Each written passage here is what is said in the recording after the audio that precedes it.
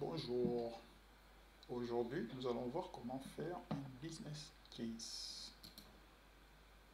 C'est-à-dire que nous allons voir comment déterminer si l'investissement que vous voulez faire va vous rapporter suffisamment pour vous lancer.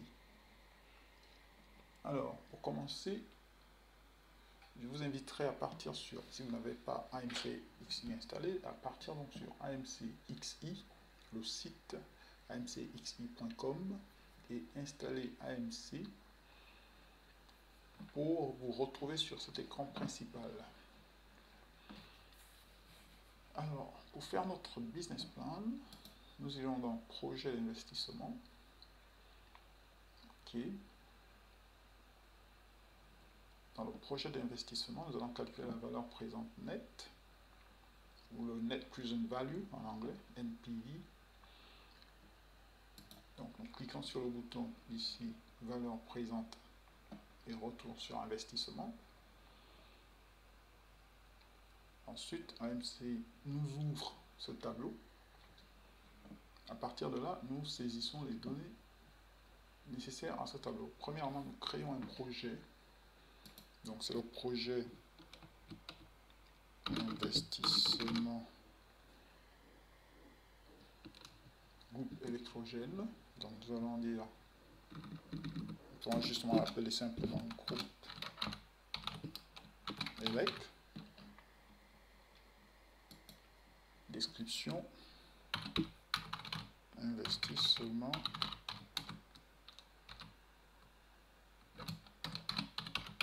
groupe électrogène. Alors, l'idée de pouvoir dire à AMC combien on pense gagner par mois en termes de recettes, en termes de chiffre d'affaires, à ne pas confondre avec le profit. Combien on va gagner par mois en termes de chiffre d'affaires, combien on va dépenser, et si on donne ces informations à AMC, AMC peut vous dire si votre projet sera profitable ou pas. Donc, je vais rentrer les données, je vais poser la vidéo, rentrer les données. Je vais d'abord vous montrer les premières données. Alors, il faut savoir que dans AMC, tout est lié, c'est-à-dire que vous pouvez assigner ce projet à certaines personnes dans l'entreprise, à un manager, etc. Voilà. Et nous viendrons ici, donc je rentre une ligne, et puis je poserai pour rentrer les autres lignes. Donc je mets date 1, date 2, on va dire du 1er janvier 2021, en fin 2021. Donc je vais prendre 1er janvier 2021, donc je vais venir ici, 1er janvier 2021 à décembre 2021. Donc je vais aller à décembre 2021, fin décembre 2021, voilà. Et je me dis, je vais louer ce groupe 250 par mois. Donc je vais gagner 250 000 par mois. Le CDPV, c'est le coût de produit, donc c'est le coût d'achat en fait, le coût de produit vendu, donc le coût d'achat de ce groupe. Je reviendrai dessus tout à l'heure. Les dépenses directes, ça va être les salaires de la maintenance de ce groupe, on va dire 50 000 par mois. Les indirects, c'est mes coûts à moi, disons, je loue une maison à 100 000, donc il faut bien que j'ai ouvert un business, il faut bien que mon business absorbe, vu que j'ai pas d'autres alternatives et d'autres revenus, c'est un business. J'ai travaillé quelque part, j'ai démissionné, j'ai dit ok, je vais acheter un groupe, j'ai eu une opportunité, donc je vais acheter un groupe électrogène, je vais le placer et je vais voir si ce business va me rapporter en couvrant mes coûts. Donc mes coûts vont couvrir 100 000, mes coûts directs liés à la maintenance de ce groupe va coûter 50 000 et la dépréciation de cet équipement, je peux le laisser pour l'instant 0. Okay. Et après, je vais rentrer la date suivante où je peux copier cette ligne, je la colle ici. Je vais changer la date, je mets février.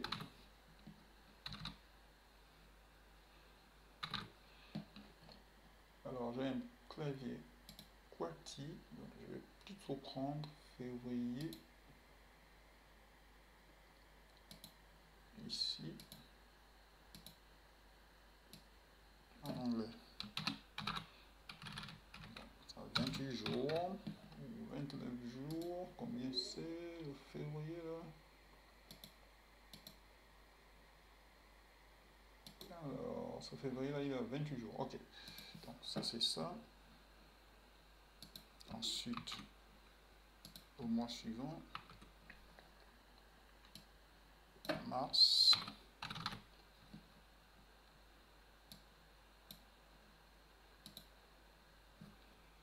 Alors c'est March en anglais, donc ça va être ça. Ensuite, March ou mars à 31 jours.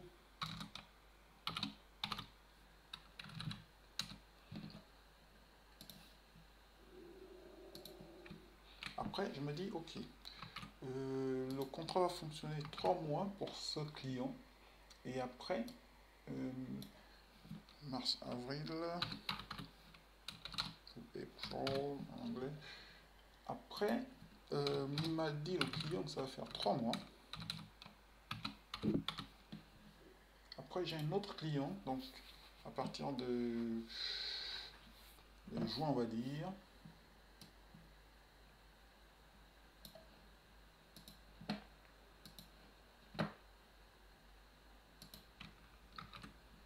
Ok. Juin. Donc, avril, mai, il n'y aura rien. Donc, mai, il n'y a rien. Donc ici, 0 revenu, mais mes dépenses continuent. La maintenance, j'ai signé un contrat de maintenance, je dois dépenser au moins 10 000 pour minimum par mois, pendant toute l'année. Sinon, la personne ne pourra pas supporter mon groupe. Mais mes dépenses ne vont pas changer. Et une autre chose, ok, pour la dépréciation, je vais dire, c'est 250 000 et c'est déprécié, on va dire, en 5 ans. Donc 250 000 divisé par 5, ça va faire 25 000. Donc 250 000 divisé par 5, 50 000, pardon. Ok. Donc je vais mettre au niveau de la dépréciation, je vais mettre 50 000 déjà tout de suite. Je peux faire CTRL-C, CTRL-V, CTRL-V, CTRL-V, CTRL-V. Donc le produit va être déprécié, qu'on le veuille ou pas.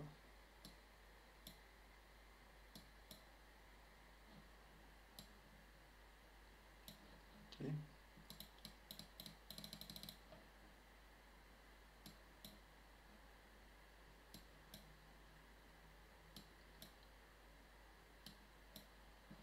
Alors, nous allons laisser ces deux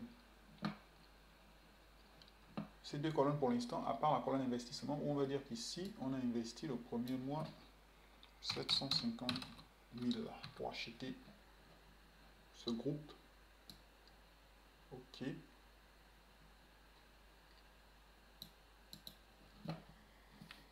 Alors, voilà, en mai, on n'a rien fait. On ne prévoit rien en termes de chiffre d'affaires. Ensuite, en juin, June, c'est juin. Ok. On prévoit rien faire, mais après, j'ai un autre client qui me dit qu'il va l'utiliser en juillet ou juillet. Donc je mets juillet. Attention, c'est July parce que j'ai le clavier anglais et le Windows anglais. Donc je mets les valeurs en anglais, sinon ça mettrait une erreur. Si vous avez le Windows en français, vous pouvez très bien mettre juillet sans problème. Donc ça recommence en juillet, mais l'autre client il va me le prêter pour un mois seulement à 300 000. Donc je vais réussir à négocier 300 000. Ensuite j'ai un autre client, il va juste me le prêter à 200 000, ou on va dire 275 000. Ou pendant une autre valeur, on va dire 300, 225 000 par exemple. On change de valeur parce que les clients changent. 220 000 par exemple. Lui, il va le prendre en août.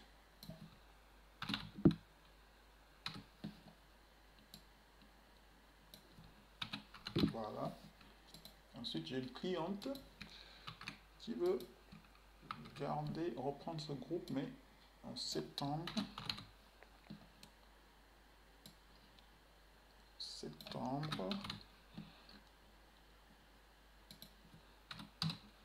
Voilà. Mais pour à peu près 200, on va dire 80 000. Ok.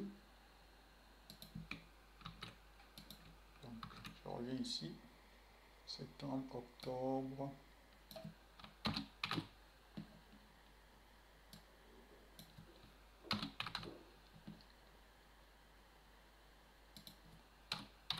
Ok. Novembre.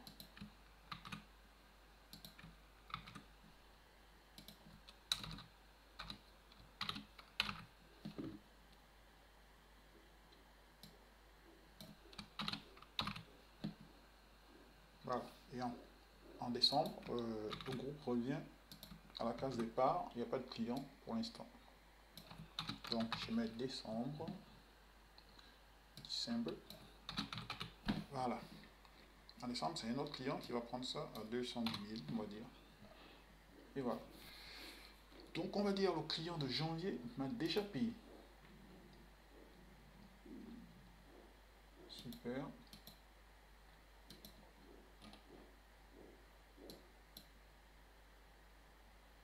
Donc le client de janvier,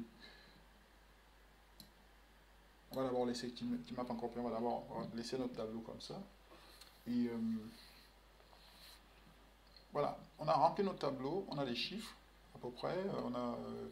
Donc l'important ici, c'est être sûr que vos chiffres ici collent la route. Ne faites pas les chiffres de complaisance. Il faut être sûr que les chiffres collent la route. Parce que si ça ne colle pas la route, vous allez faire une erreur de prévision. Et si c'est pour soumettre le projet à une banque, la banque va vous demander de justifier ces chiffres de manière assez précise pour faire confiance, pour une question de confiance. Et voilà. Donc, les dépenses ici de maintenance. Alors, je vais changer les dépenses ici parce qu'au départ, il n'a pas besoin de beaucoup de maintenance. Donc, je discute avec le maintenancier.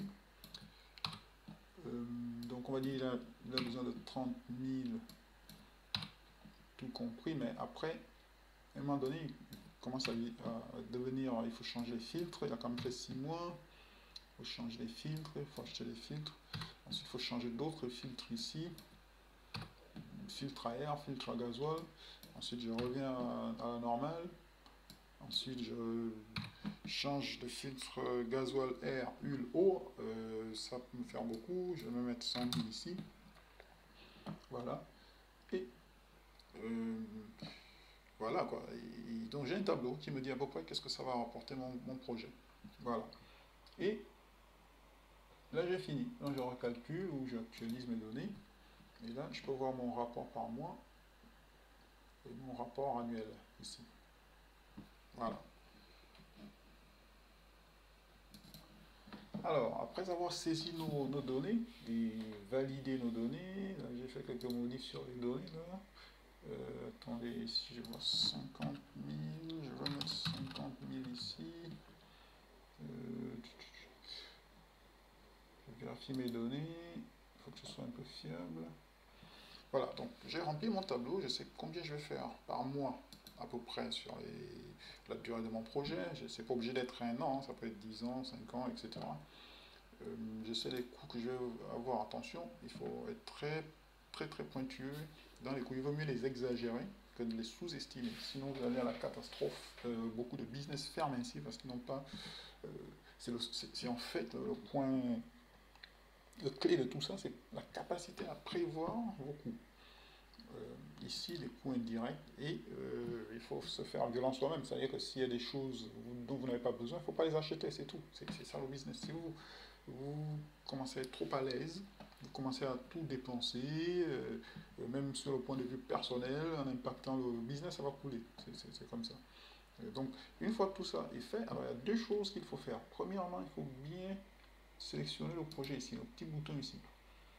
Parce que vous pouvez déterminer plusieurs projets et dans AMC, vous pouvez définir plusieurs projets et le projet, et vous pouvez faire une analyse en groupe ou individuellement. Donc là, on va faire une analyse qu'avec ce projet. Si vous avez d'autres projets, vous pouvez parcourir euh, les projets en bas ici.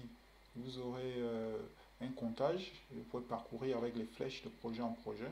Mais dans ce cas-là, on a un seul projet qu'on a choisi et on va bien dire que c'est lui qu'on veut calculer. Si vous faites le calcul sans cliquer ici, vous aurez le vide. Hein, vous n'aurez rien dans votre rapport. Vous aurez un rapport vide comme ça. Voilà, c'est vide, il n'y a rien. Donc il faudrait sélectionner ici, bien sélectionner ici, recalculer. Et une deuxième chose à faire, absolument, c'est de bien définir la période des projets, la période du projet qui vous intéresse. Parce que vous n'êtes pas obligé de voir le projet en entier, mais vous pouvez vous intéresser qu'à une partie de la vie du projet. Et là, moi, je vais m'intéresser du 1er janvier 2021 au 30 décembre 2021. Donc, je vais venir ici bien spécifier la période. Voilà. Donc, je vais cliquer période. Et je vais venir ici bien montrer mes dates. Attention. Ici, c'était 2019. Donc, je vais mettre 1er janvier 2020. Et ici, 12-31-2020. Alors, comme je disais, mon Windows est en anglais et les dates sont automatiquement affichées en anglais. Donc, on met d'abord le mois, ensuite l'année, pardon, le jour. Donc, on aura décembre 31 2020. Mais dans tous les cas, vous rentrez la date, c'est le Windows en français, vous mettrez 31-12-2020 ici. Et le résultat sera le même. Alors, donc, on sauve bien ça, on sort de là. On revient ici, où on recalcule, on actualise, on a cliqué notre bouton, on a défini notre période, on recalcule ou bien on actualise ici. Et là, on peut voir nos rapports. Voilà, premier rapport, le bouton tout blanc là, avec une cible grise ou tous les autres vont vous montrer le rapport, soit au mois, soit par année, ou le bouton gris. Alors on commence par le bouton gris ici. Alors dans le bouton gris, voilà ce qu'il nous dit. Nous présente quelque chose d'assez intéressant, donc un petit tableau récapitulatif qui présente notre projet s'il est intéressant en termes de trésorerie. Donc vous avez ici les mois où nous avons rentré les données, 1er janvier au 31 janvier, 1er février au 31 février, le montant du chiffre d'affaires, donc le revenu au chiffre d'affaires, les dépenses dites directement liées à mon projet et les dépenses dites indirectes de support en fait, c'est-à-dire de management, etc. Et enfin, la dépréciation. Nous avons dit, il a coûté, on va le déprécier de 550 000 par mois. Mais ça peut être une autre valeur. Vous pouvez vous renseigner, vous pouvez faire 750 000 divisé par 10 en 10 mois, ou généralement c'est 5 ans. Vous pouvez faire un calcul. Mais là, j'ai mis une valeur comme ça qui n'a rien. Le 50 000 n'a rien à voir avec le 250 000. Les 50 000, bon, c'est une valeur que j'ai mise comme ça pour. Mais en général, vous allez faire 750 000 le prix d'achat, par exemple, vous divisez par 5 ans et vous divisez par 12. Ça va faire, normalement, on aurait pu mettre 750 000, 750 000, ok, divisé par 5 ans, divisé par 12 mois. Ça aurait fait une dépréciation de 12 500. Mais j'ai un peu exagéré ici, pour les raisons de l'exercice. Dans tous les cas, après, nous aurons ici des ratios de calcul. Donc, on va avoir par exemple ici la valeur présente nette au futur, la trésorerie qu'on compte avoir au futur. Voilà. Alors,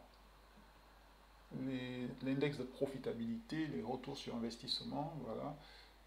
Ce genre de choses-là, cash flow sur revenu, cash flow sur ratio dépenses sur revenu, etc.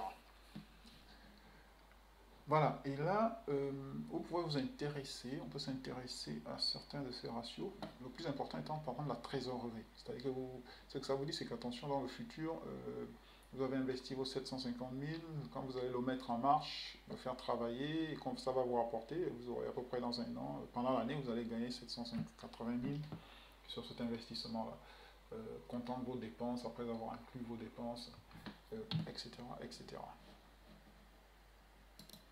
Alors, pour aller plus en détail, ce qu'on va nous dire, c'est que si vous faites ces recettes chaque mois, au total, vous aurez 2 320 000 sur toute l'année. Ensuite, si vous faites ces dépenses, vous allez dépenser 440 000 et ces dépenses indirectes, vous allez dépenser 1 100 000. Et donc, si vous faites cette recette de 2 320 000 moins les dépenses directes de 440 000 moins les dépenses indirectes ou de support de 1 100 000, il va vous rester finalement que 780 000 de cash. D'où votre trésorerie future que ça va générer sans actualisation et de 780 000. C'est-à-dire la notion d'actualisation, c'est la valeur future de l'argent. Mais bon, on ne va pas dans ces détails. On est dans les small business, on veut des choses concrètes. Donc ce qui va se passer, c'est le cash que ça va vous générer dans cette année-ci est donc 780 000. Et comme je disais, je ne parle pas d'actualisation. Ok, voilà, c'est ça que ça veut dire. Donc à la fin, cash, comptant ses dépenses, c'est 780 000. Mais donc si vos dépenses ici directes changent, par exemple vous dépensez trop personnellement, vous doublez ça, vous aurez 2 100 000, vous allez bouffer un autre 100 000, un autre 1 100 000, donc vous allez bouffer votre profit en termes de trésorerie, vous aurez des problèmes. Okay. Maintenant, si on compte la dépréciation, on parle de la performance de votre business cette fois-ci. Donc, si vous incluez la dépréciation, vous allez maintenant dans le sens de business. Et si vous excluez le 750 000 que vous avez investi au départ, dans les 780 000 de cash que ça va générer pendant l'année 2021, vous n'aurez à la fin que 30 000 qui va rester. Donc, c'est la valeur présente nette du futur de ce projet sera de 30 000. Ça veut dire qu'en fait, ce projet, il vous vaut 30 000 à la fin si vous incluez le cash que vous allez générer de 780 000 moins les 750 000 voilà, que vous avez investi ici, dans cette colonne-là, investissement. Non, vous n'aurez qu'à la fin 30 000 en réalité pour l'année 2021. Maintenant, si le projet, le groupe est loué dans les autres années, donc votre valeur présente nette va augmenter naturellement. Vous n'aurez pas que 30 000. Voilà, c'est ça l'idée de business case. Quand vous faites des projets, il faut que ces deux chiffres-là, la valeur future de votre trésorerie soit suffisamment grande pour tenir, la valeur présente nette soit suffisamment grande, le retour sur investissement est de 4%, c'est-à-dire très petit. Il faut que ce soit beaucoup plus grand. Voilà quoi.